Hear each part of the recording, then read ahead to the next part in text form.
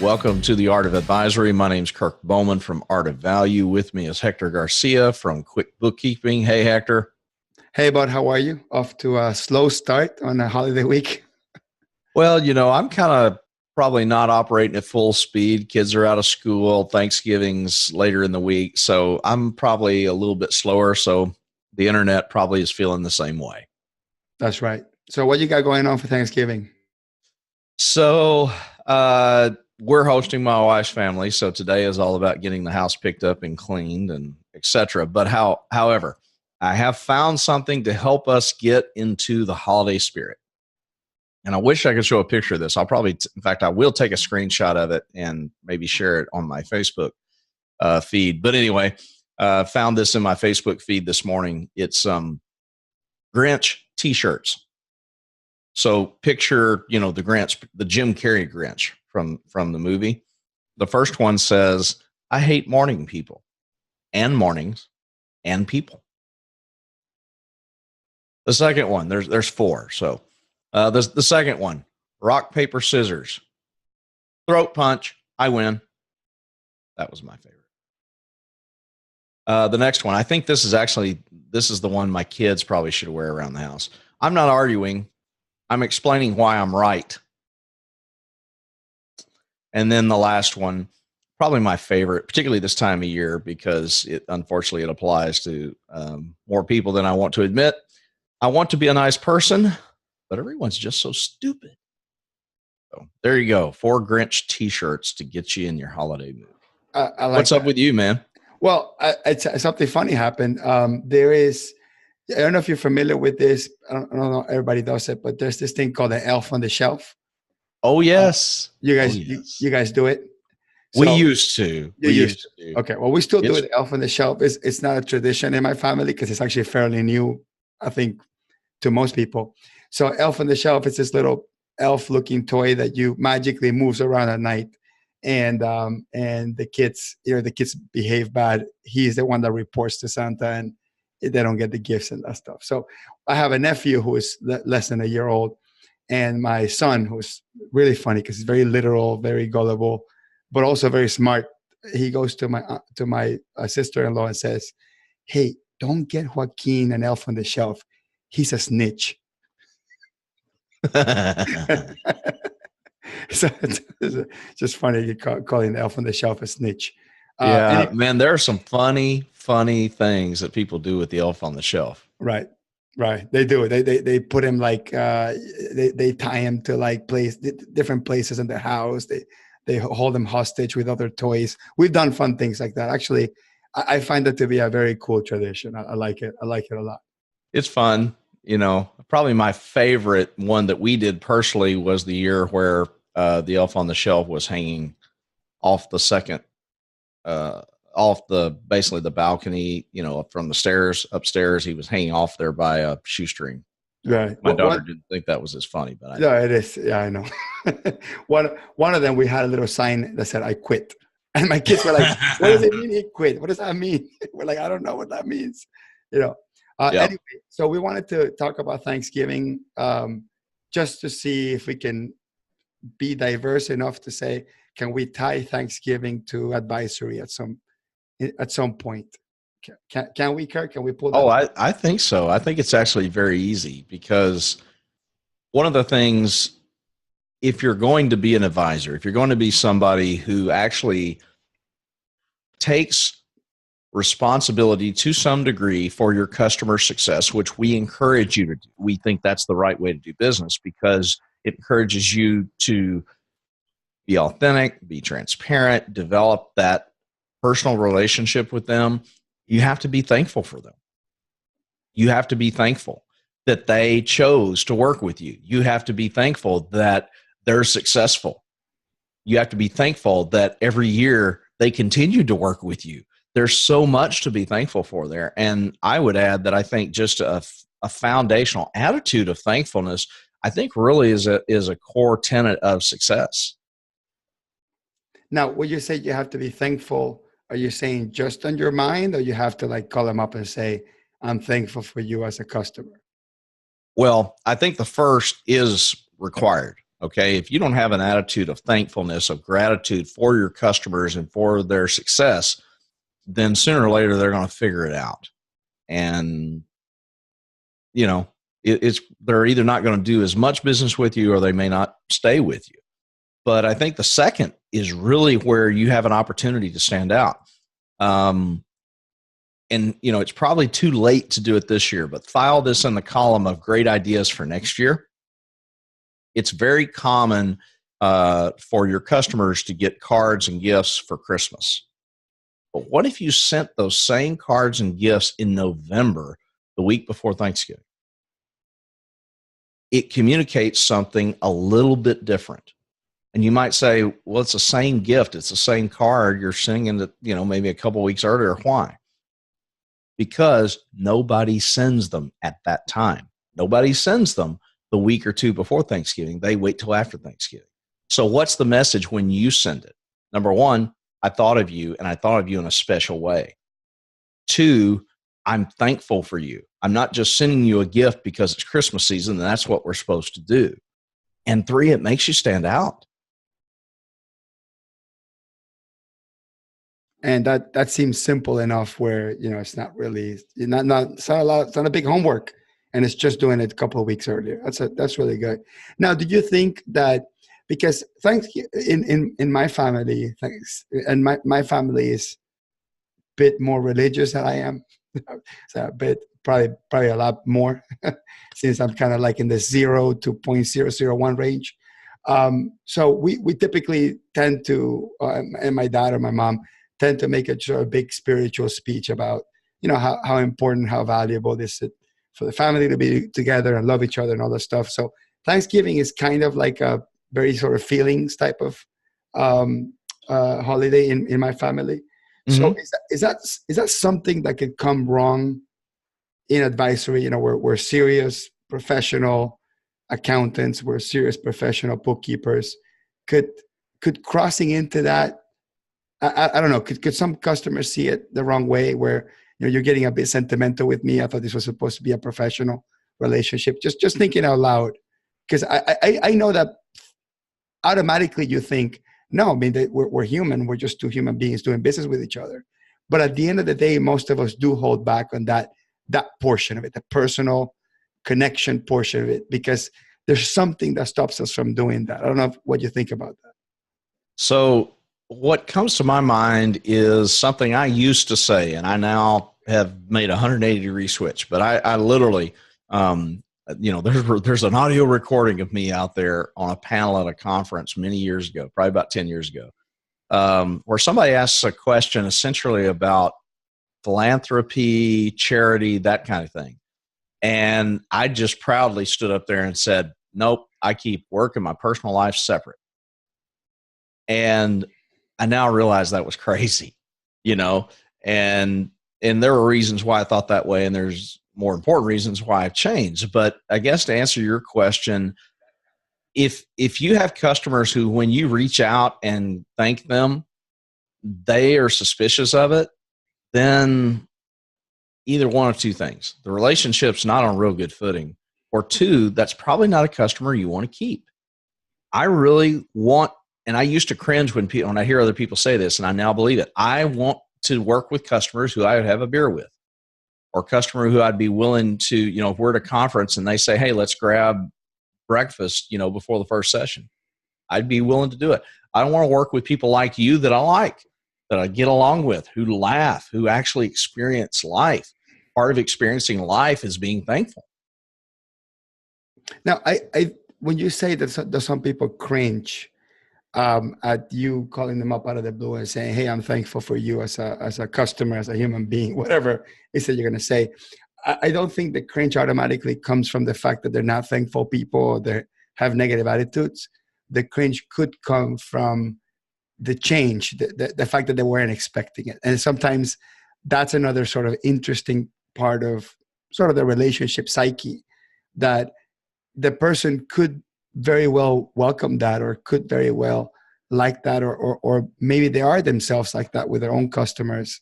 But the fact that you've never given that signal that you are going to sort of cross that boundary and have this personal connection and say, hey, I'm thankful for you, that may come into a shock. So don't you think that that could also be the case?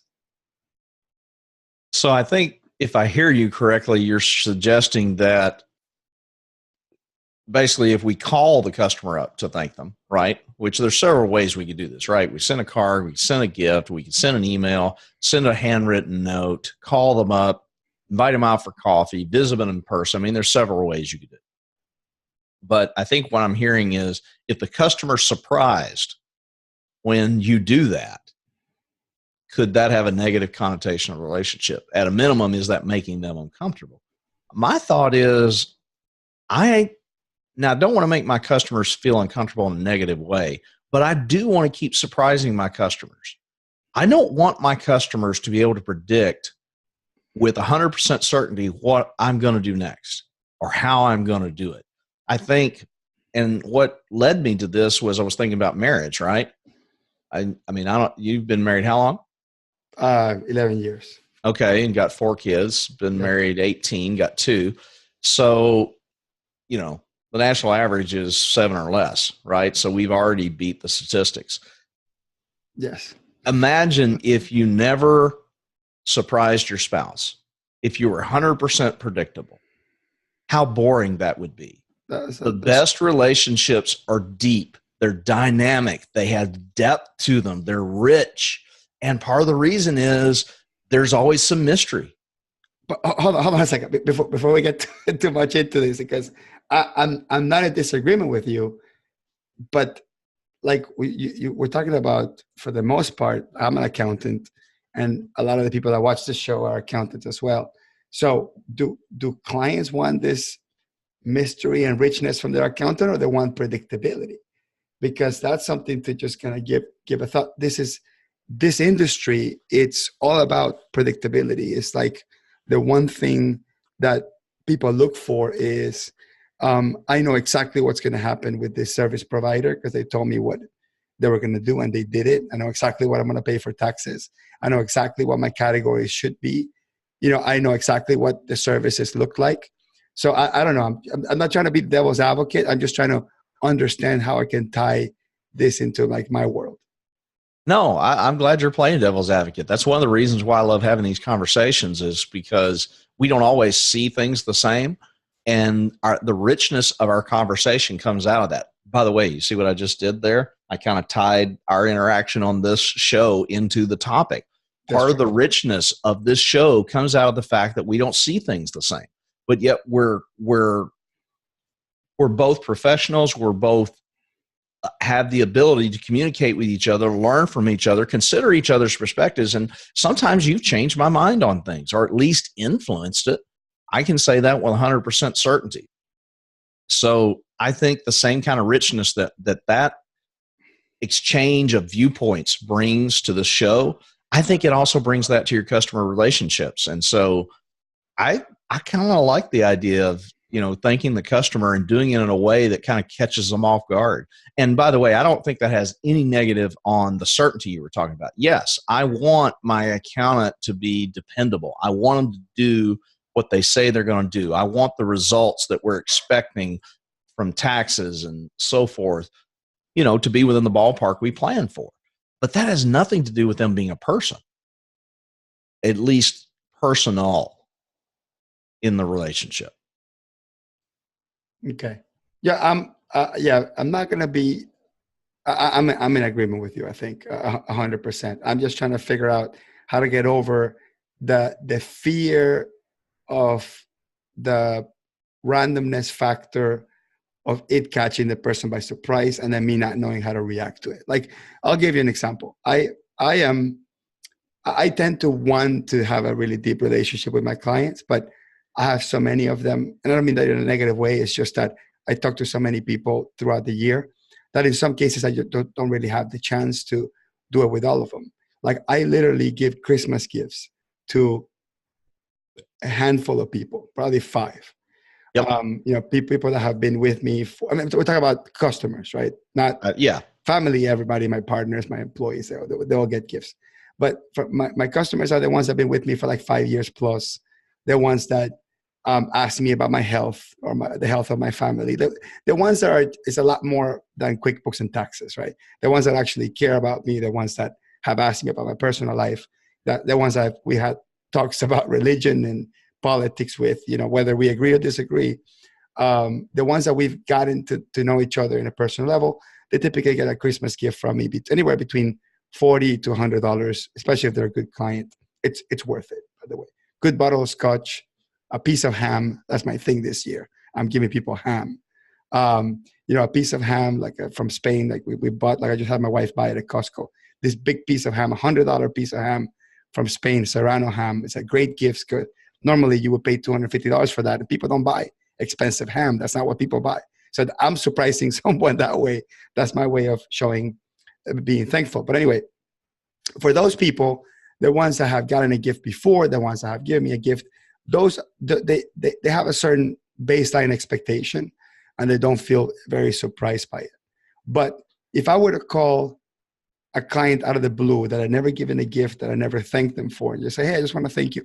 We're talking about calling, like emailing doesn't count. I don't think a batch email saying we thank you for your business, I don't think that counts at all. Like, to me, that's just nothing. Like, anybody can do that. We're talking about either picking up the phone call or writing a handwritten note. Those are the only ways we can make that interaction personal, I think. So a batch email to everybody saying, this season we're thankful for your business. Nah, that's not what we're talking about. Right, Kirk? We're talking about handwritten note or a phone call, correct? Or gift.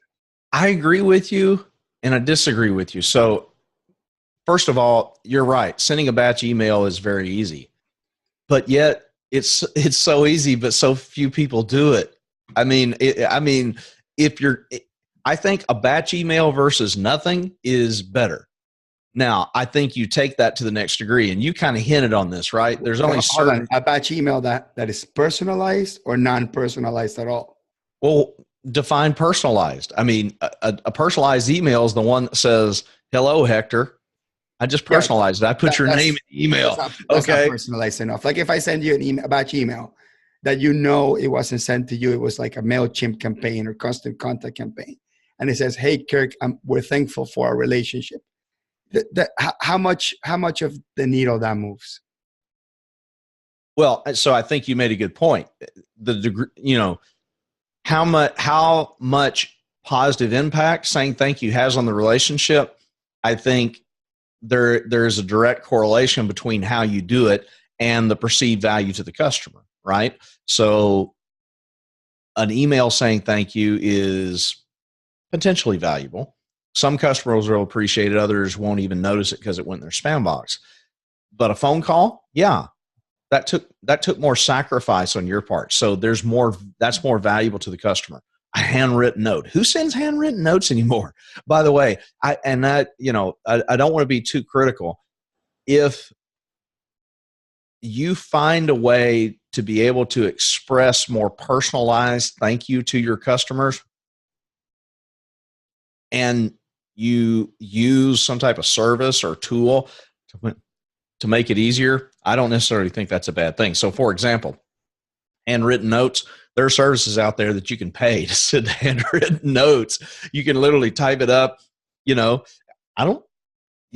customer's not going to know the difference. And it's all about perceived value. And if the perceived value of a note that was done through a service is similar to you sitting down and actually doing it, I'd say go for it. Right? So that's kind of my opinion. Now, one thing you mentioned a second ago, you talked about, you only get expensive gifts for a few. And I would agree. I think one of the core concepts or principles of running a value-based business model is we segment our customers. We think of them in at least A, B, and C categories, right? Or first class, business class, coach.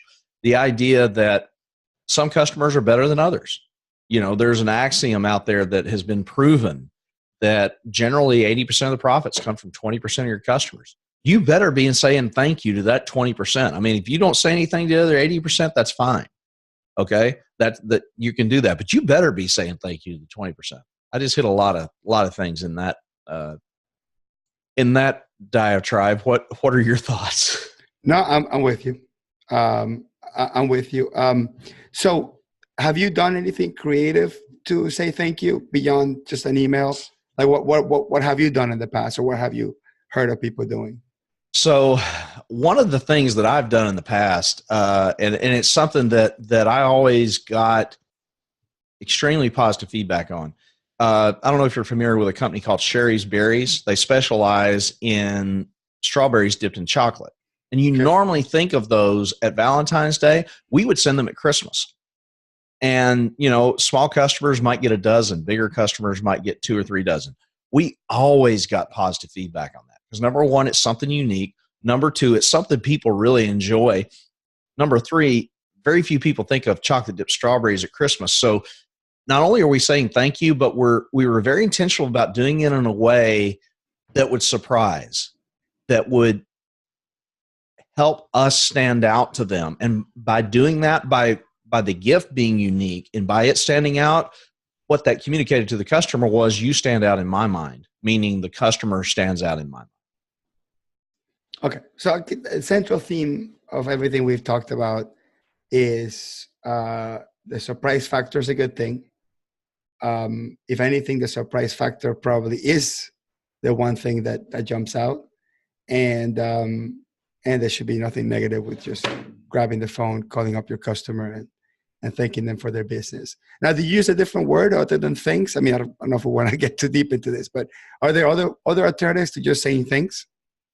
So first of all, let's dig as deep as we want to go.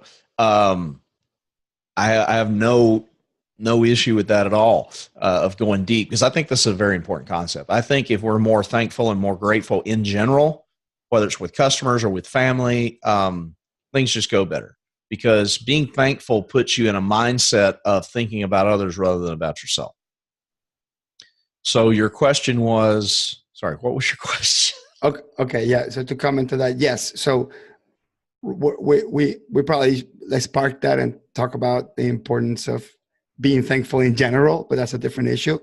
The question was, when we thank someone, is saying thank you the only way to do it?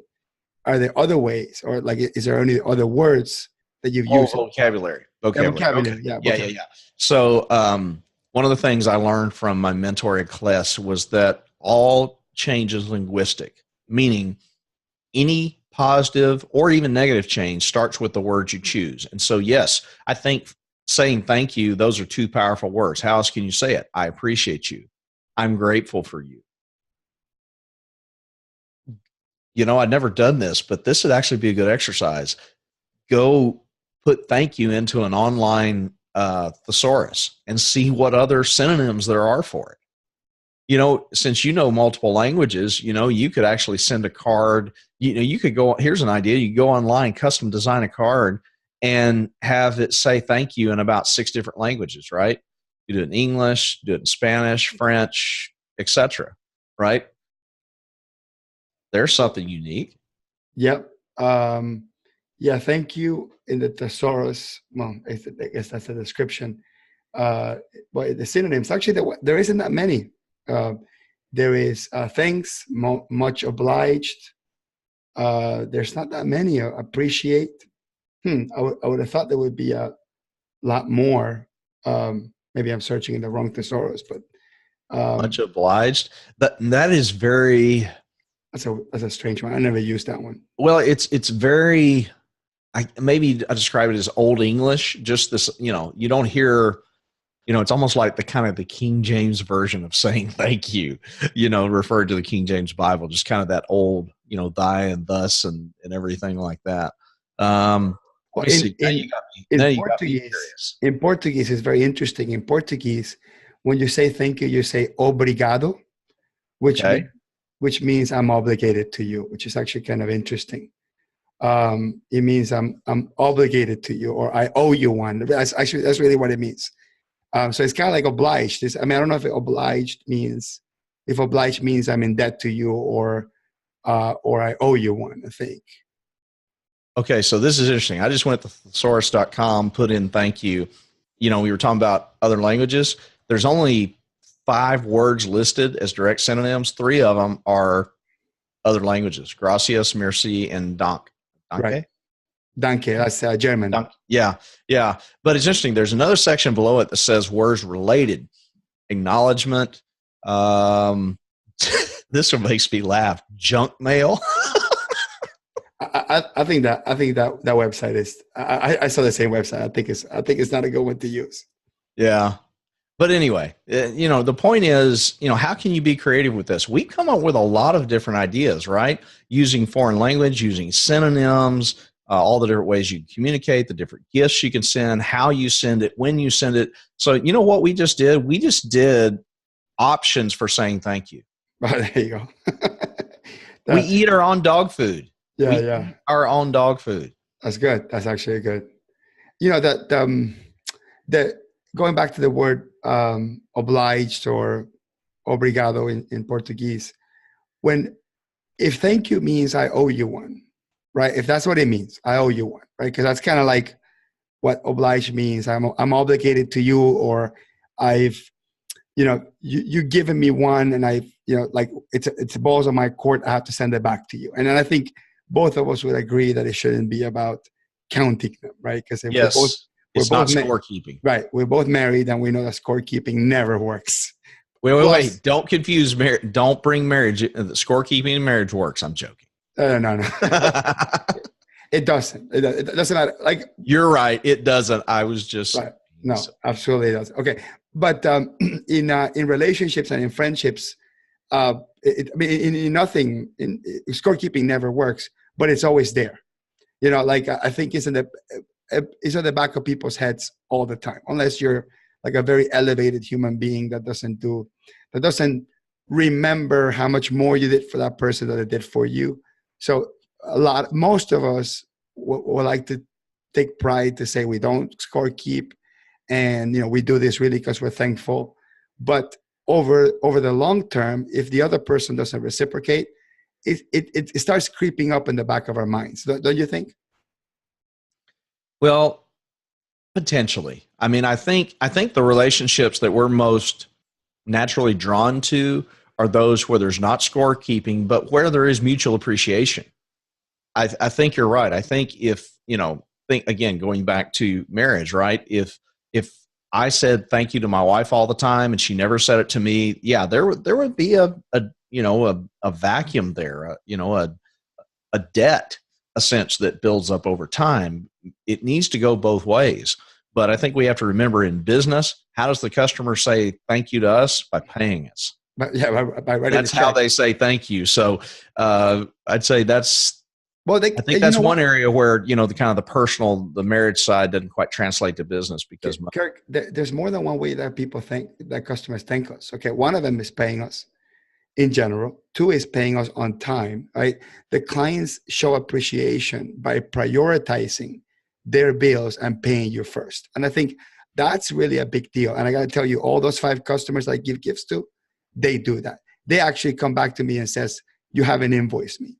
And that's, even though that's not thank you, that is a really strong way of telling them that you appreciate them. And for people that, for example, I bought my house about a year and a half ago, and I found a really good contractor. I really fell in love with everything that he was offering. And I was afraid that he would get busy and do something else. I paid him, I wrote him the check right away, paid him the whole thing up front, tell him, here's my cell phone, call me anytime, I'll cancel an appointment to come see you. Just showing priority and showing attention and showing that you're available for them first before everything else is one indirect way of showing appreciation, which works both ways. When customers pay you on time, remind you to, they remind you to send them the invoices. And you can tell that they're paying you first because you are on top of the list as a provider.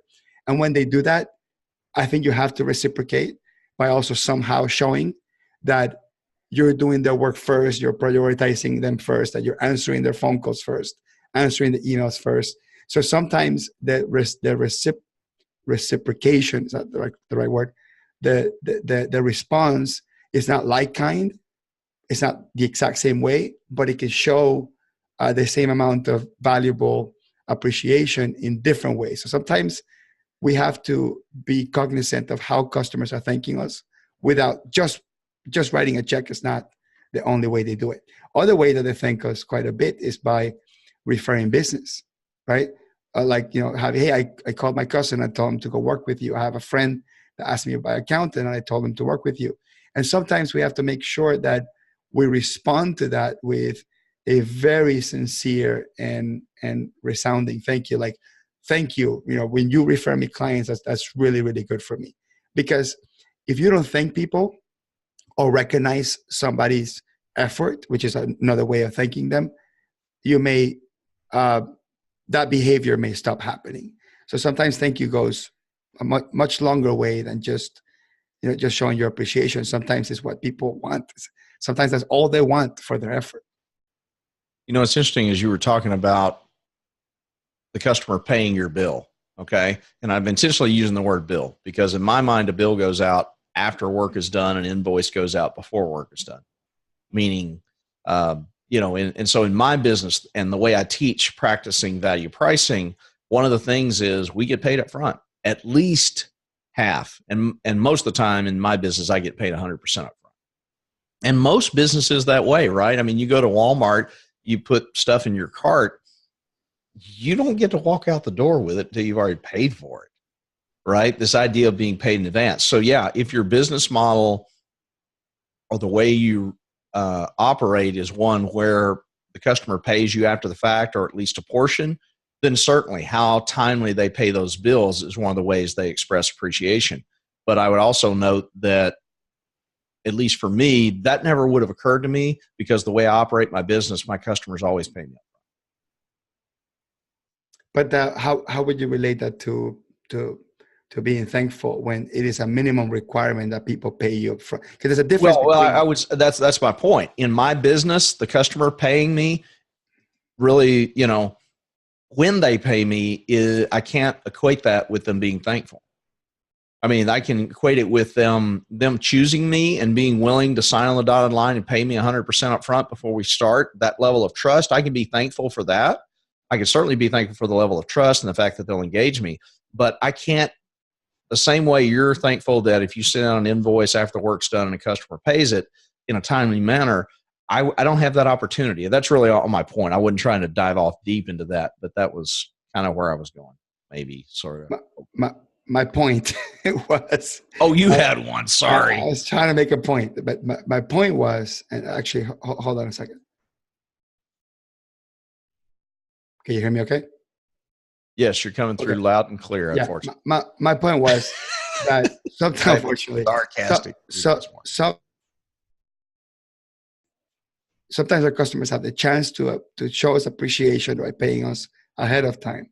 But sometimes it's a condition. It's a condition of the work.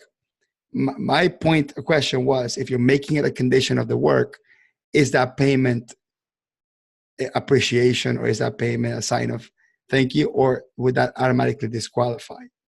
I don't know. I think it, gets into potato a little bit. But what I would say is, like in my case, I know is, what the customer does give me in a way that I think is, that I'm thankful for, is their trust when they engage me. When the customer knows that to work with me, that part of the deal is you pay up front, and, they're, in my business, they're typically paying thousands of dollars up front. To me, that is one way they're saying thank you. Actually, anyway, I feel like we jumped down a rabbit hole on that one. We did, but I did like what you just said, because I like the word trust a lot. And as a matter of fact, trust is one of the, like in our company, we were trying to figure out what is a word that defines us as a business. And we decided as a team that there were two words that define us. One is trust and the other one's value. So we always look for ways to recognize where there is trust, where any of our actions increases or decreases trust, where we provide value, and which of our actions create value for our customers. And as a team, we recognize that. But one of the things that I don't hear people say often, and I should say it often myself now that I'm premising it to be a core value of my business, is thanking someone for their trust. You know, like I don't hear thank you for your trust or thank you for placing trust in us. You know, is that something you want to discuss? I mean, I think it's kind of interesting. Can you thank someone for their trust? You can. I do. I don't do it regularly, but I have done it. You know, I do it at certain times. I can think of one time I've done it recently, right? I just spoke at QBC, and this was the first year where I had a solo session at QBC. And I reached out to my contacts at Intuit afterwards, and I said, hey, thank you for the trust you put in me for letting me get up in front of your customers, right? So yeah, there are times where you can say thank you for that trust. I think timing is important. You know, if you just do it out of the blue, it's, you know, a little more random. But, you know, if you do it at the right time, right after the customer's done it, yeah, I think it has tremendous value. And I think one of the things, maybe the thing we should be most thankful for is our customers' trust, because trust is hard to gain and easy to lose. And it is not something that people give up. People part with their trust more reluctantly than they do with their money. You know, we've heard this marketing phrase, know, like, trust. You know, it's one thing to know who you are. I might know who you are, but there's no guarantee I'm going to like you. And then even if I like you, there's no guarantee I'm going to put my trust in you. And so when a customer's gone through all three of those stages with us, it's a big deal. They have given us a lot in the intangible category of the relationship. And so, yeah, the more I think about it, I think maybe saying thank you for trust may be one of the most important things we can say. Now, if I was going to be a devil's advocate, which I'm not, but I am being for this exercise, a lot of people would say that, well, you know, I earned the trust, so why should I be thankful for it? I mean, wasn't that going to be a reaction from a lot of folks? Well, I don't think you can earn trust. Okay. Trust is given, not earned. Okay. You cannot earn my trust. You can do all you want, and if I don't give it to you, you don't get it. Now, can your actions influence whether I choose to give you my trust? Certainly. Consistency is one of the biggest things that has an impact on trust. But bottom line, I don't, and I've used it, and you know, it's kind of interesting. I'm almost having a moment here. You know, I tell people not to say thank you for your time. It's interesting that we're talking about giving thanks. One of the things you should never say thank you for is time. Okay, because time is not valuable. It's irrelevant. What's valuable is the outcome or the knowledge, you know, that you gain from that. What about thank you for your attention? Because I think when people say time, a lot of times they're not saying thank you for transferring your time over to me, because that's what you're saying. You can't transfer time; it doesn't have value. But because sometimes people say things, but they mean something else, right? Thank you for your time may mean thank you for paying undivided attention to me in the last hour or so. Isn't that more what people end up meaning when they say thank you for your time? Yeah, it probably is. But then, you know, in my mind, let's say what we mean.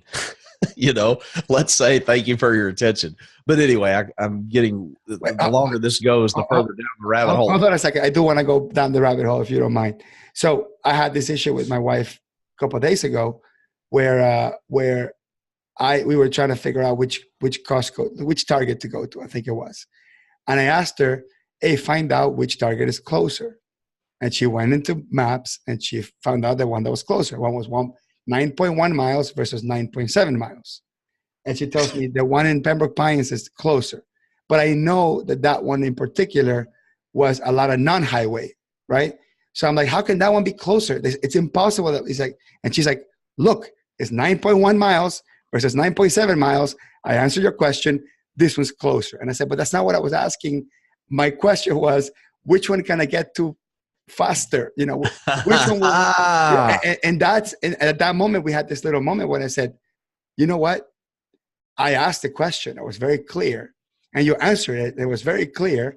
And you answered the question that I asked. So there should have been no consternation in that conversation. But the challenge was that I didn't ask the right question. I didn't use the right words, even though I meant to say something else. You know, I should have asked, hey, which one's, I mean, closer. That's the thing. I said, which one's closer, you know, like, let me ask you a question. If I ask you for two places which one's closer? Would you tell me the diameter distance, or would you tell me which one you can get to faster?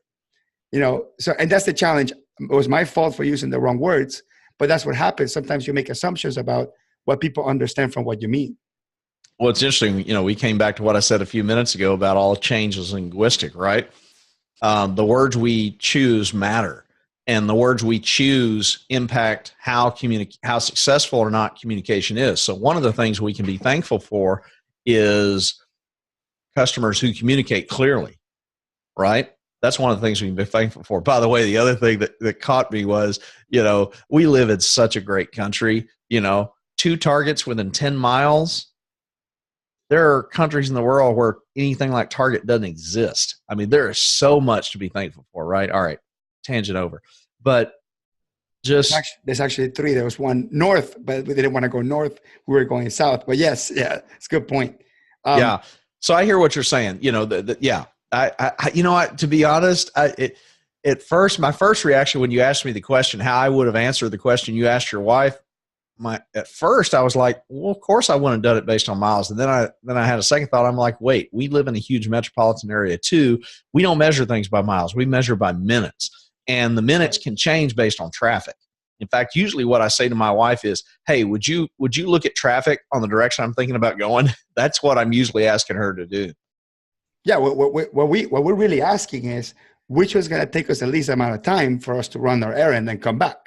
Yeah. But we say which one's closer. But that and I want to somehow justify the digression of that. So I'm going to try to do that.